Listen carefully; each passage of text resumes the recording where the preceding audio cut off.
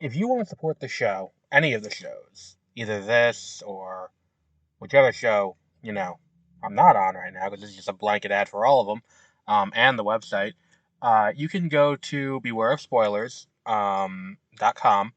In the description for any of the episodes of Beware of Spoilers, there is the option to donate. If you don't want to donate that way, you can donate directly through the website. We do have that, mwpnews.com. And if you don't want to support that way, then going to mwpnews.com will help out because we have ads there. We don't want to keep it, where there's a lot of ads. There's a few ads. But the point is, we want to make it so that way, we can sustain this for the long term. If people donate, we're never going to paywall anything, I don't think, as of right now. But you know, if people start donating, we'll start doing cooler and cooler stuff. Like donations are how we get to cover stuff like Tribeca and other, film festivals. And, we may be able to bring on more people to help out. So if you want to help out the show and you want more content from us, by all means, uh, even just going and giving us a 5-star rating on Spotify helps out a lot. But that's it. That's the only ad we'll have on the podcast ever. But here's whatever podcast you're going to be listening to.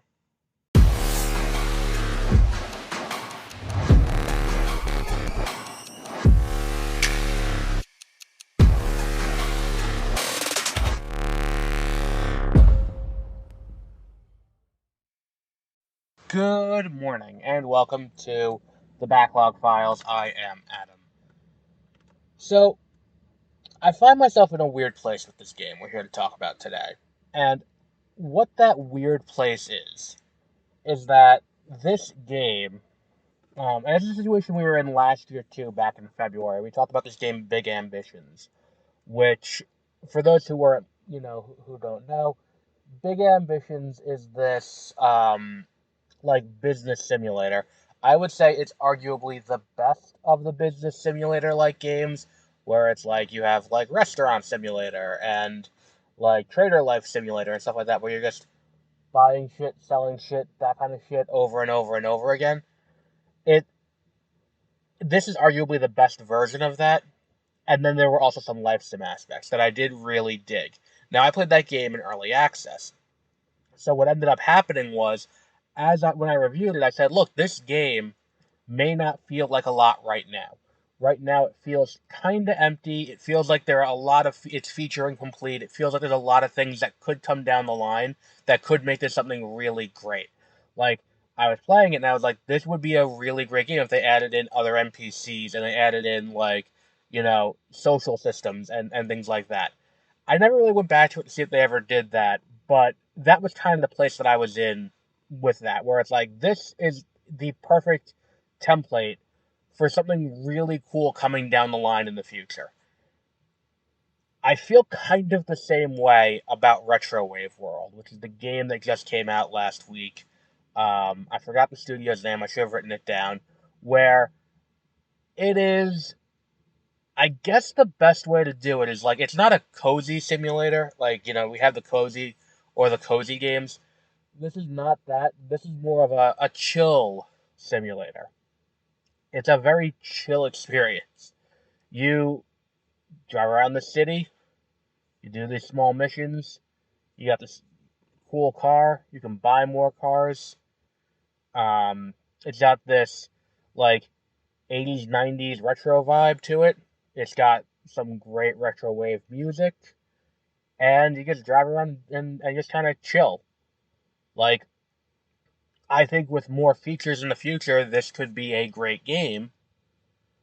I think right now it's a little, again, content light, a little feature incomplete, but that's not to say it's not going to improve. Like, yeah, this game is cool and there's a lot of cool features in it, but it's in a weird place where it's like, I don't know what's coming in the future to be able to say, like, oh, this is going to be a good long-term investment. Oh, it is. I think it is the same studio that made Retrowave, which would make sense. Let me take a look, see if they have any, see if they have any updates. Don't forget to follow us on that. There's a DLC with the supporter pack, which gives you more characters, and they've fixed some of the bugs. Um, this is a post from April saying it will not be released today. So the DLC offers no in-game benefits other than cosmetics. Yeah, I think that it's just kind of one of those things where it's like, if the updates are fairly regular, and if the updates are kind of introducing new game modes and kind of introducing new things to be done in the overworld, this is a game that we could be looking at like a year from now and be like, oh, that was a good thing. My my other issue is the download size. I think this is something that is going to affect how I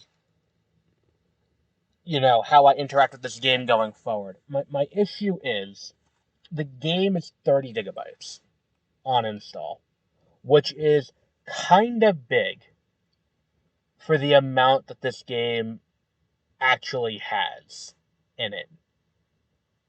And if I'm going to play other games and I have to clear out space, this is the one that's going to be on the chopping block to be like, all right, well, we can do, like, this is something that we can take off the system. The problem with that is, if I'm not keeping up with it in that way because it's on there and it's constantly getting updated by Steam anytime I turn on Steam, I'm likely to forget about it, and then equally likely to not go back to it and revisit. Um, and I understand why the file size is so big. The map is reasonably large, so I get it and it makes sense. And I do not feel like I was cheated by paying the what's it called? By paying the however much I paid for this, like $8. I think that was a good use of my money, and it was a good use of my time playing it. If they can get the download size down, I don't know how that works. I feel like that's something the developers can work on. If they can get that download size down, and if they can get more content out and make it clearer what kind of content there is in the game, that's something that would be more fun. And also, like, I played in single player because when I went yesterday and I signed in to play this game, it's just through Steam. Now, I don't like playing games online to begin with, so it's not something that would be exactly in my wheelhouse to go and play this game in an MMO environment.